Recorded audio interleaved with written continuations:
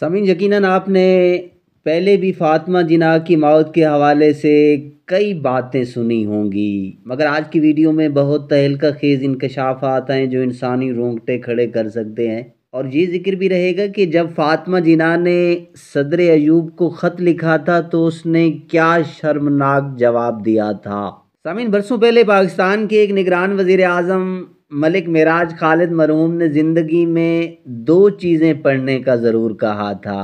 ایک ذوالفقار علی بھٹو کی کتاب میتھ آف انڈیپینڈنس یعنی آزادی کا افسانہ، اور دوسرا محترمہ فاطمہ جناح کی جمہوریت کے بارے میں تقاریر، بیانات اور خیالات تھے۔ سامعین، بھٹو کی کتاب تو کہیں نہ کہیں سے مل جاتی ہے، لیکن محترمہ فاطمہ جناح کی تقاریر کسی کتابی شکل میں آج تک نہ مل سکی۔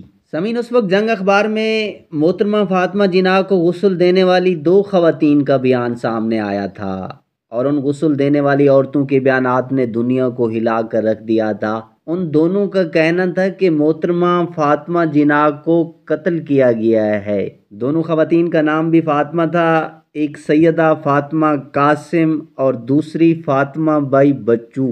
سامعین، غسل دینے والی ایک خواتین کا بیان تھا کہ مادر ملت کی گردن پر نیلا نشان تھا اور جسم پر زخموں کے گہرے نشان اور دو سوراخ تھے جن میں ایک سے خون رس رہا تھا، اور دوسری خواتین کا کہنا تھا کہ مادر ملت کے کپڑے بھی خون آلود تھے اور اس نے وہ کپڑے سنبھال کر رکھ لیے تھے کہ کبھی ایوب خان کا راج ختم ہو اور آزادانہ تحقیقات ہوں تو وہ یہ کپڑے پیش کر دے گی، مگر افسوس کہ وہ تحقیقات کبھی نہ ہو سکیں۔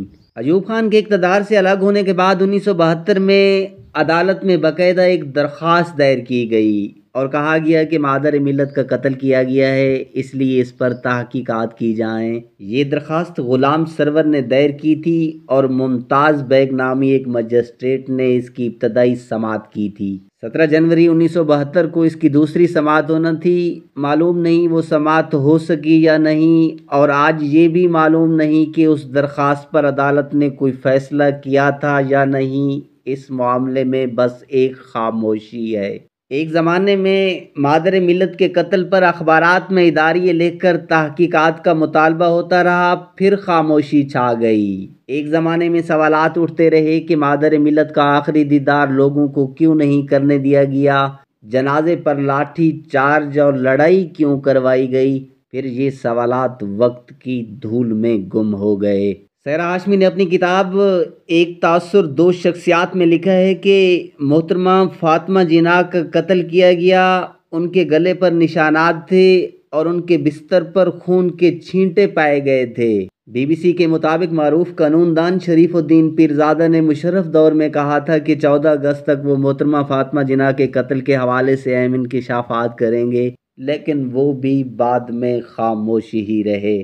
ڈان میں شائع ہونے والے ایک انٹرویو میں شریف الدین پیرزادہ نے انکشاف کیا تھا کہ قائد اعظم کے بھانجے اکبر پیر بھائی نے ایوب خان کو ایک درخواست دی تھی کہ مادر ملت کا قتل کیا گیا ہے، اس لیے اس قتل کی تحقیقات کی جائیں، لیکن ایوب خان نے قائد اعظم کے بھانجے کی یہ درخواست رد کر دی تھی۔ سندھ کے ایک تاجر حاجی گل احمد نے بھی سندھ ہائی کورٹ میں ایک پیٹیشن دائر کی تھی کہ مادر ملت کے قتل کی تحقیقات کی جائیں، معلوم نہیں اس کا انجام کیا ہوا۔ ممتاز قانون دان اور کونسلر مسلم لیگ کے رہنما حسن شیخ محترمہ فاطمہ جناح کے صدارتی انتخابات میں ان کے الیکشن ایجنٹ تھے۔ ان کا کہنا تھا کہ فاطمہ جناح کا قتل ہوا ہے، وہ جلسوں میں قتل کی تحقیق کا مطالبہ بھی کرتے رہے۔ میاں منظور بشیر جسٹس پارٹی کے اعلیٰ رکن تھے، ان کا بھی یہی موقف تھا اور انہوں نے بھی متعدد بار حکومت سے تحقیقات کا مطالبہ کیا تھا۔ روزنامہ جسارت نے تو ایک اداریہ بھی لکھا تھا جس کا عنوان تھا مادر ملت کا قتل، ایک اداریہ غالباً نوائے وقت نے بھی لکھا تھا۔ سامعین، اخبارات میں عمر رسیدہ حاجی کلو کاجو خواتین پر مشتمل فاطمہ جناح کی غسال ٹیم کا انتظامی امور کا سربراہ تھا۔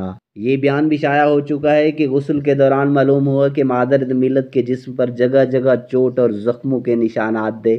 یہ دیکھ کر غسالوں نے احتجاج کرنا چاہا لیکن انہیں خاموش کرا دیا گیا۔ غسل دینے والی سیدہ فاطمہ کا کہنا تھا کہ فاطمہ جناح کی بھانجی بیگم رضا چانڈیو کی موجودگی میں جب میں نے میت کا جائزہ لیا تو میری روح لرز گئی۔ مادر ملت کی گردن پر 4 انچ لمبا زخم تھا، دایاں رخسار سوجا ہوا تھا، ان کے گھٹنے پر بھی زخم تھا، ان کی چادر خون میں لت پت تھی، لباس پر بھی خون تھا، خون سے چادر اور لباس اکڑ چکے تھے۔ میں نے منہ کھولنا چاہا تو مجھے سختی سے منع کر دیا گیا۔ خون آلود کپڑے میں نے سنبھال کر رکھ لیے کہ کبھی تحقیق ہوئی تو پیش کر دوں گی۔ دوسری غسال فاطمہ بئی بچو کا بیان 16 اگست 1971 کے نوائے وقت میں یوں شائع ہوا کہ مادر ملت کے پیٹ میں سوراخ تھا جس سے متعفن پانی بہہ رہا تھا، ایسا لگتا تھا کہ کسی نے انہیں بہت زد و کوب کیا ہے۔ جولائی 1986 کے کراچی کے ہفت روزہ اخبار خواتین کے مطابق قتل سے ایک روز قبل مادر ملت میر لیک علی خان کے بیٹے کی شادی کی تقریب میں تھیں اور حشاش بشاش تھیں، لیکن اچانک تقریب ادھوری چھوڑ کر روانہ ہو گئیں۔ روایت ہے کہ آخری دنوں میں فاطمہ جناح قصر فاطمہ کے تمام دروازے بند کروا کر چابی اپنے پاس منگوا لیا کرتی تھیں اور اگلی صبح کھڑکی سے نیچے چابی پھینکا کرتی تھیں۔ سوال یہ ہے کہ انہیں کوئی خوف تو تھا، یہ خوف کیوں تھا؟ سمجھیں، یہ جو پچھلے کچھ عرصہ سے 9 مئی کور کمانڈر ہاؤس کا دنگل چلا ہوا ہے، یہ جناح ہاؤس بھی فوج نے زبردستی قائد اعظم کی فیملی سے چھین لیا تھا۔ ایئر کمانڈو سجاد حیدر لکھتے ہیں کہ جب جناح ہاؤس حاصل کرنے کے لیے محترمہ فاطمہ جناح نے صدر ایوب کو خط لکھا تو صدر نے اپنے جونیئر کو آرڈر دیا کہ 1-2 لاکھ بڑھیا کے منہ پر مارو اور اسے خاموش کرا دو۔ سمین، کس کس ظلم کی بات کریں؟ بستر مرگ پر پڑے قائد اعظم کی ایمبولنس کا پٹرول ختم ہو جاتا ہے اور وہ سڑک کنارے گرمی اور حبس میں کھڑی رہتی ہے۔ سوال یہ ہے کہ کیوں؟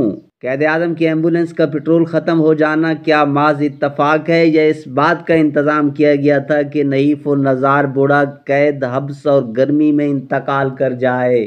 لیاقت علی خان کا قاتل گرفتار ہو جاتا ہے لیکن موقع پر قتل کر دیا جاتا ہے اور ثبوت مٹا دیے جاتے ہیں اور پھر قتل کی فعلیں بھی ضائع ہو جاتی ہیں۔ پروردگار سے دعا کرتے ہیں کہ اے رب تو ہی اس پاک ملک کو وقت کے فرعونوں سے بچا۔ کمنٹس میں سبھی نے آمین لکھنا ہے۔